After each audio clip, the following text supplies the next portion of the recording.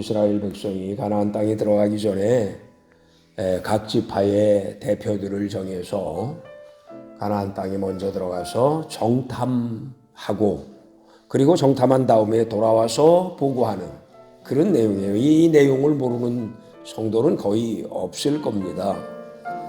민수기 12장에서 우리는 미리암과 아론이 질서에 도전하여서 공동체를 세웠습니다. 전진을 못했죠.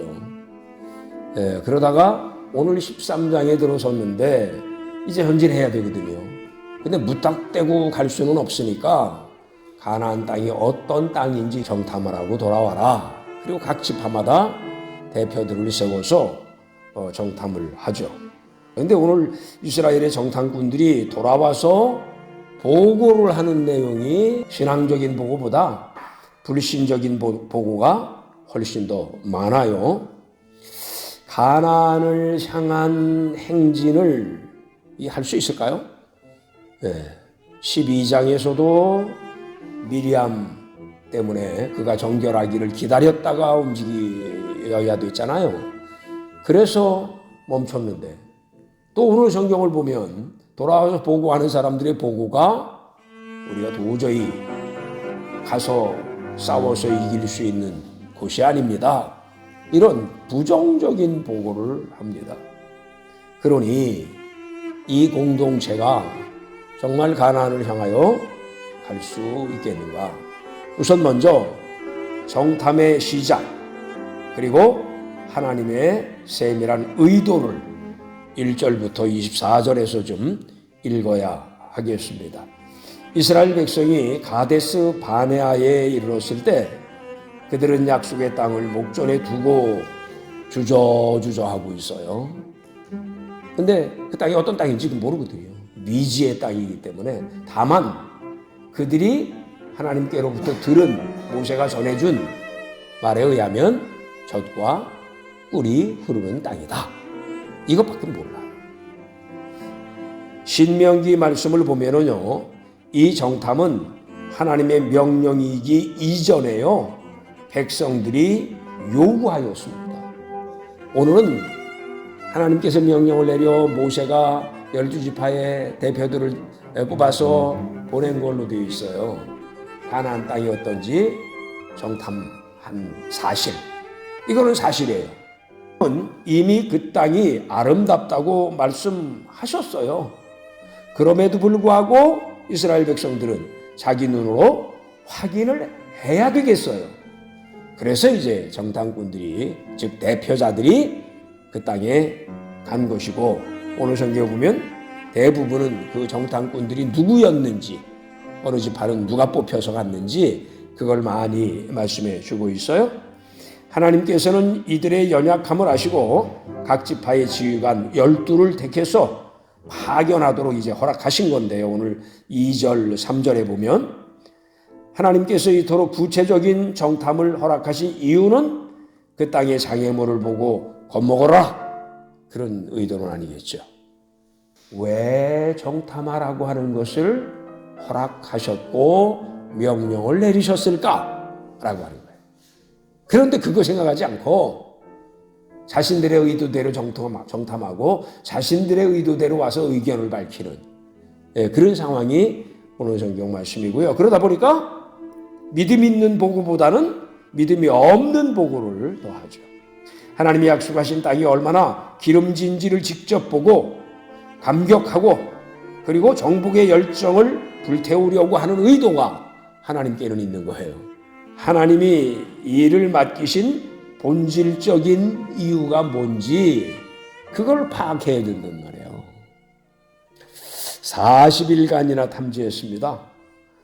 풍요와 두려움이 공존하는 땅. 맞아요. 그렇습니다. 풍요로움도 있지만 공포도 있어요. 미지의 땅일 뿐만 아니라 거기는 장수들이 살고 있는 땅입니다. 안악자손인 아이만, 세세, 달메, 이 사람들은 그 당시 그 지역 사회에서 굉장히 이름난 장수들입니다. 여기서부터 있습니다. 모세가 가나안 땅을 정탐하러 그들을 보내며 이르되 너희는 내깁길로 행하여 산지로 올라가서 그 땅이 어떠한지 봐라, 이런 얘기죠.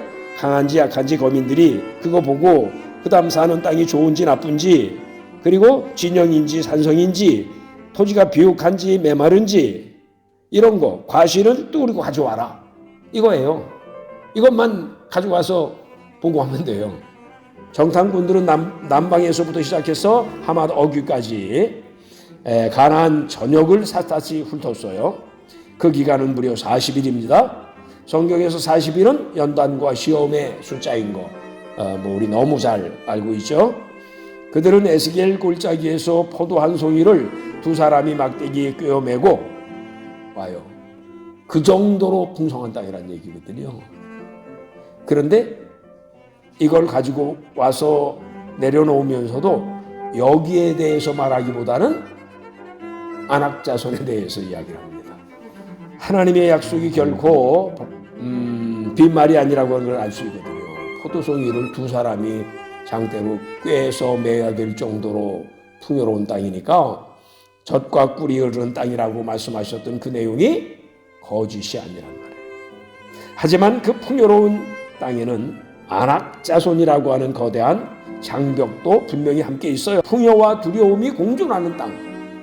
헤브론에서 만난 아이만, 세세, 달메, 이런 사람들, 당시 고대 사회에서 명성을 떨치던 강포한 거인족 네피림의 후손들입니다.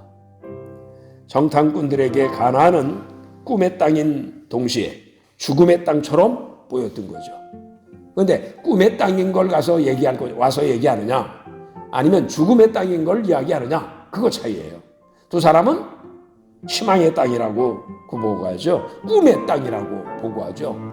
그러나 10사람은 죽음의 땅이라고 보고합니다. 똑같은 거 봤어요. 정탐꾼들에게 가나안이 양면성이 있는 건데 한 면만 보고한다는 거예요. 그것도 부정적인 면을 더 많이 보고하는 거죠. 하나님은 우리의 삶에 복을 주실 때 가만히 앉아서 받는 것이 아닙니다. 믿음으로 정복해야 할 과제도 함께 주신다는 걸 이 가나안 땅 이야기를 통해서 우리가 배워야 됩니다. 그냥 풍요만 있으면 좋잖아요. 그런데 그렇지가 않다니까요. 여러분, 생선이 맛있어요. 생선을 먹어야 돼요. 그런데 생선은 가시가 있어요. 여러분, 우리의 삶의 현장은요, 다 가시가 있어요. 생선살이 맛있는 거라면 발라야 돼요. 뼈를 추려내야 됩니다. 그리고 또 뼈만 바라보면 안 돼요. 이 생선 뼈밖에 없어요. 세상에 생선이 뼈밖에 없는 생선이 어디 있어요? 다 살이 있죠. 그러니까 뭘 보느냐라고요. 어떤 걸 보고 어떻게 이야기하고 반응하느냐. 이게 이제 오늘 성경을 통해서 우리가 꼭 배워야 될 것입니다. 세 번째로 가보면 두 종류의 보고가 나오는데 사실을 넘어선 해석의 차이가 나타납니다. 사실은 똑같거든요. 두 사람이 얘기하는 것도 사실만 보고하는 게 아니고요. 10사람이 이야기하는 것도 사실만 보고하는 게 아니에요. 그들의 생각을 보고하는 겁니다. 이걸 그래서 해석이라고 할 수 있거든요. 사실이 사람을 힘들게 만들고 사실이 사람을 넘어뜨리고 사실이 사람을 실패하게 만드는 게 아니에요. 그 사실을 어떻게 받아들이고 적응하고 또 해석하느냐가 그 사람을 넘어뜨리기도 하고 그 사람을 성공하게도 만들고 이러는 거예요. 40일간의 정탐을 마친 지휘관들은 온 회중 앞에서 보고회를 갖죠. 사실적인 부분에서는 이견이 없습니다. 27절. 과연 그 땅에 젖과 꿀이 흐르나이다. 이거 사실이에요. 여기에는 이견이 없다는 거예요. 사실이니까. 이것 때문에 그들이 충돌하는 게 아니에요. 이것 때문에 그들이 갈리는 게 아니란 말이에요. 문제는요, 그걸 어떻게 보느냐. 그러나 그 사실을 받아들이는 마음의 태도에서는 아주 차이가 극명합니다. 10명의 정탐꾼이에요. 불신앙 보고를 하죠. 그들은 31절 우리는 능히 올라가서 그 백성을 치지 못하리라. 그들은 우리보다 강하니라. 이렇게 말하고 있어요. 근데 이 보고가 뭐예요? 사실만 이야기하는 게 아니잖아요. 자신들의 생각을 이야기하는 거잖아요. 이게 반응이죠. 이게 해석이고요. 그들에게 하나님은 계산이 없습니다.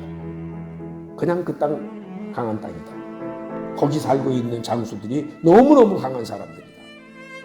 그들이 보고 내용 속에는 하나님은 안중에도 없다. 아낙자손과 자신들을 비교해서 스스로를 메뚜기라고 비하하기까지 합니다. 자기 비하의 수렁에 풍덩 빠지고 말았어. 헤어나기 힘들죠. 불신앙은 언제나 문제를 확대 해석합니다. 그리고 하나님의 능력을 축소시킵니다. 무엇이 문제냐? 이들의 보고 속에 하나님이 빠진 게 문제인 것입니다. 자, 그렇다면 믿음의 보고를 하고 있는 여호수아와 갈렙 쪽으로 가봅시다. 갈렙은 술렁이는 백성들 앞에서 30절이죠. 우리가 곧 올라가서 그 땅을 취하자. 능히 이기리라. 예. 이것도 사실을 이야기하는 게 아니에요. 갈렙이 자기 생각을 말하는 거예요. 이게 바로 사실에 대한 자신의 어떤 해석, 적용 이런 거죠. 갈렙 역시 거인들을 뽑았겠죠. 아니 12명이 다 가서 거인들 다 봤어요. 포도송이 다 봤고요. 거친 땅도 봤고 농사가 잘 되는 땅도 봤고 다 봤어요. 똑같이 봤단 말이에요. 그런데 그들이 와서 보고하는 내용은 전혀 다른 거잖아요. 그는 거인보다 크신 하나님을 봅니다. 거인을 본 건 사실이에요. 그러나 이 30절 속에 우리가 곧 올라가 가서 그 땅을 취하자. 능히 이기리라. 이거는 거인을 보고 하는 얘기가 아니에요. 하나님을 보고 하는 얘기예요. 하나님이 계시지 않냐. 갈렙이 얘기하는 이 이야기 속에는 하나님이 들어있고요. 10사람이 이야기하는 그 이야기 속에는 안악자손은 들어있는데 하나님은 들어있지 않아요. 여기서 극명한 차이가 나는 것입니다. 거인보다는 하나님이 더 커요. 거인을 이길 수 있는 하나님이 우리 편이에요. 그게 갈렙의 보고 속에 들어있어요. 믿음의 보고는 환경을 부정하는 것이 아닙니다. 그 환경 그대로 봤으니까 그대로 다 얘기하잖아요. 그걸 부정해서 얘기하는 게 아니에요. 그 사정을 다 알고 있어요. 근데 환경보다 크신 하나님을 신뢰함으로 그 환경을 정복의 대상으로 삼고 이런 보고를 하고 있는 거죠. 예, 본 건 똑같습니다. 그 상황이 다른 게 없습니다. 2사람이나 10사람이나. 그런데 그들이 와서 하는 말은 전혀 달라요. 왜요? 그들 속에 하나님이 있느냐? 그들 속에 하나님이 없느냐의 문제인 거예요. 10사람 속에는 하나님이 없어요. 안악자손만 크게 보여요. 2사람 속에는 하나님이 있어요. 안악자손이 아무리 커도 우리 하나님이 더 큽니다. 그러니 주님이 주신다는 땅이니까 올라가서 정복합시다. 이렇게 극명하게 차이하는 거예요. 우리가 하나님이 있는 삶을 사는지 하나님이 없는 삶을 사는지 본인이 잘 압니다. 대부분의 성도들은 하나님이 없는 삶을 삽니다. 그러면서도 하나님 믿는다고. 하나님 빠져 있어요. 자신의 삶 속에 하나님이 빠져 있단 말이에요. 아이고 안 되겠는걸. 불경기야. 안 돼. 이렇게 보이는 것만 다르고 그게 너무 높은 산이에요. 오늘 성경은 바로 그런 모습을 보여주고 있어요. 10사람이죠. 우리는 메뚜기입니다. 2사람은요. 우리는 정복자가 될 수 있습니다. 우리가 세상을 살아갈 때 문제는 언제나 존재합니다. 좋은 땅에도 존재하고 좋지 않은 땅에도 존재하고요. 시골에도 존재하고 도시에도 존재해요. 좋은 게 있는가 하면 나쁜 게 있어요. 나쁜 게 있는가 하면 좋은 게 있어요. 우리 교회는 어떨까요? 좋은 것만 있어요? 아닙니다. 좋은 것도 있고 나쁜 것도 있습니다. 그러나 나쁜 걸 보면 그 교회 틀렸어. 싫어. 이렇게 되는 거고, 좋은 걸 보면 그 교회 좋은 교회, 내가 그 교회 다녀야 되겠어. 이게 어느 쪽에다가 포커스를 맞추고 할 거냐, 이것만 다른 거예요. 그건 누가 해요? 본인이 하는 거예요. 남이 하는 게 아니고 자신이 하는 거예요. 우리의 성읍은 여전히 견고해 보입니다. 이때 우리가 취해야 할 태도는 무엇일까요? 10명의 정탐꾼처럼 저들에 비하면 나는 메뚜기일 뿐입니다 라고 낙심하고 주저주저해야지 될까요? 아니면 여호수아와 갈렙처럼 하나님이 함께 하시니 그들은 우리의 밥입니다, 우리의 먹이입니다, 이렇게 선포하며 나아가야 할까요? 사랑하는 성도 여러분, 결국 가나안에 들어간 사람은 사실을 말한 10명이 아니라 약속을 믿은 2사람입니다. 사실, 즉 팩트만 보는 자는 광야에서 쓰러지지만 진리를 믿는 자는 가나안을 차지합니다. 여러분, 앞에 놓인 장애물을 하나님의 눈으로 바라보시면 돼요. 내 눈으로 바라보면 10명이 될 수밖에 없습니다. 그런데 하나님과 함께 동행하는 사람, 하나님과 함께하는 사람은, 성령의 사람은 내 눈으로 본 것만 얘기하는 게 아니잖아요. 하나님이 나와 함께하기 때문에 내가 보는 건 그렇지만 하나님이 이기게 해 주실 겁니다. 하나님이 정복할 수 있게 해 주실 겁니다. 이게 이걸 가지고 뭐라고 해요? 믿음이라고 그럽니다. 그러니까 여러분, 오늘 성경 말씀은 똑같은 데 갔어요. 똑같은 거 봤어요. 그런데 믿음으로 보고 하는 사람이 있어요.